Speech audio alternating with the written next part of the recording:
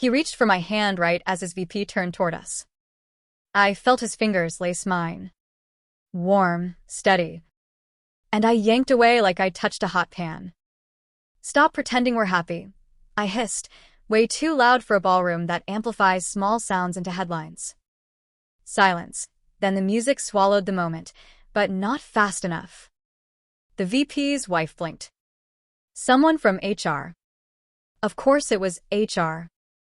Looked down at her flute like her glass had become a privacy screen. Liam's jaw didn't twitch. That's how I knew I'd gone too far. He only clenches when a client misses a deadline. With me, he goes still. The winter gala was everything I'd mocked since we started dating. Uplighting on white drape, a step and repeat with the company logo looking like a tuxedoed ransom note, centerpieces that cost a shift at my job. It was also Liam's night. He'd led a brutal Q4 turnaround, his team was up for an award, and I was supposed to wear the dress he bought me. Navy satin, a deep V, more classic than my usual. And be charming on cue.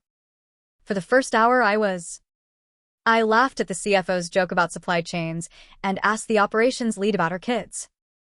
I handed Liam his bourbon with the orange peel just the way he likes it and nodded through 3 different colleagues telling me he's the nicest manager I've ever had. Then I saw Danny. Danny is his work best friend, the kind of woman who remembers everyone's birthdays and runs point on everything when a crisis hits. I don't dislike her.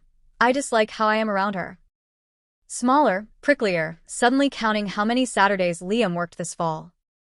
The speeches started, the spotlight cut across the room, and Liam reached for my hand like people do when they're proud and a little nervous and want to tether. "Stop pretending we're happy." I said it because my week had been a rerun of feeling like the understudy in my own relationship. Because he had missed the dermatologist appointment where I wanted him there for the biopsy results, benign. Because he had the habit of saying, "Let me finish this email," and then it became 9:40 p.m. Because I decided, in my worst voice, that the work party was my stage to force a reckoning. I picked the worst possible audience. Liam didn't correct me. He didn't squeeze back and tell me to smile. He looked at the stage, clapped for someone else's plaque, and leaned toward my ear like we were exchanging a secret. "We can go," he said quietly. "We just got here," I said, suddenly desperate to fix what I'd broken. "I'm sorry, E." He shook his head once. "You said exactly what you meant." He turned to the VP and wife with a polite apology. "Excuse us for the night. Not feeling well." And the wife nodded with the kind of professional sympathy you send with your eyes when you're pretending not to have heard something. On the curb, December bit through my dress like consequence. Liam tapped his phone, and an Uber slid to the valet lane as if it had been waiting for our pride to freeze. We rode in silence, our reflections doubling in the window. 2 people who looked like they belonged together if you didn't know the soundtrack. At home, he hung his jacket on the rack he built from a YouTube video and turned on the kitchen light. "I'm not angry," he said, which is a sentence that always precedes a verdict. "I'm done doing this at my job."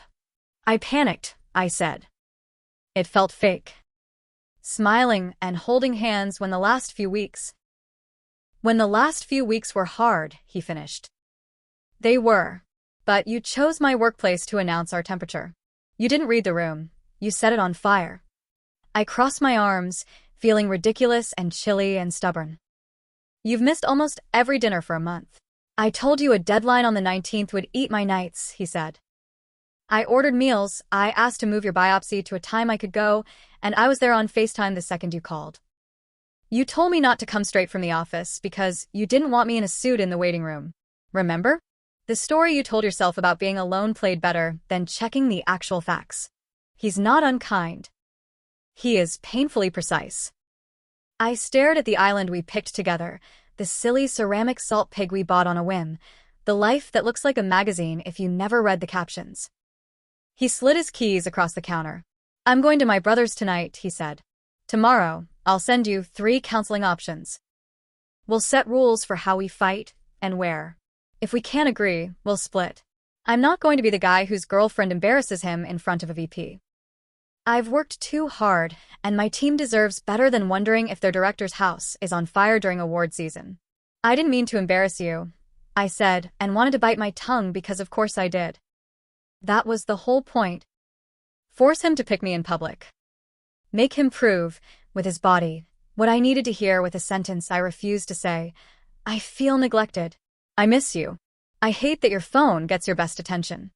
He packed a backpack with the efficiency of a man who's left in a hurry before and learned not to forget chargers.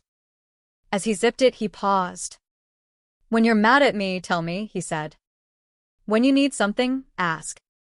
But don't make my colleagues audience to your pain. That's not a relationship problem. That's a boundary problem. After he left, the apartment felt like a stage after a play. Glitter on the floor, silence that hums, a lipstick print on a glass that looks like evidence. I texted Danny because I wanted to hate someone. Sorry if things were awkward. We're just dealing with stuff. She replied 15 minutes later. Not my business. But if you need a ride to counseling, I'll cover his one-on-ones. He's a good boss. Tonight sucked. That hot little coal of jealousy I drag everywhere fizzled into something uglier. Shame. The next morning, Liam emailed, not texted, because he is old school about important things. Subject: next steps, counseling plus house logistics. In bullet points, he proposed, we book counseling this week. We set a rule that work events are Switzerland, neutral ground, no relationship talk beyond names and niceties. We build a shared calendar with anchors, 2 nights a week non-negotiable. One his, one mine, one together. He moves to his brother's for 2 weeks to defuse the sting. We decide at counseling whether we go all in or move out in 30 days. It read like a project plan because that's how he wins. Not with speeches, with structure. I wanted the movie version where I run to his brother's and cry on the porch, and he drops the backpack, and we make up with promises and breathless kisses. Instead, I booked a counselor named Joy who had soft hands and a sharp mind and an ability to make my best excuses sound like emails I'd already read too many times. What did you want from him at the party? She asked me in our first session. To hold me, I said. To put his arm around me and make it obvious I mattered. To look at me like I'm the win. Did you tell him that before the party? She asked.